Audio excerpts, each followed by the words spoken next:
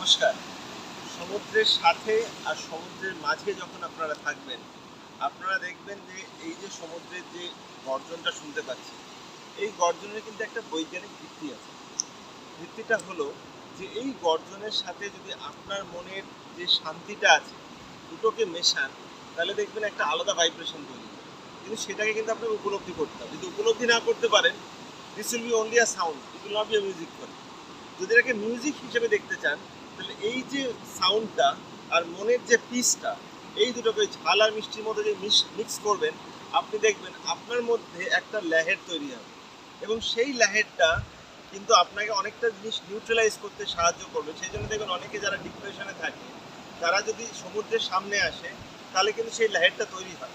তখন কিন্তু সেই ডিপ্রেশনটা অনেকটা কেটে যায়, সেটা জলের মধ্যে চলে যায়। অতএব এটা কিন্তু পাহাড়েও হয়।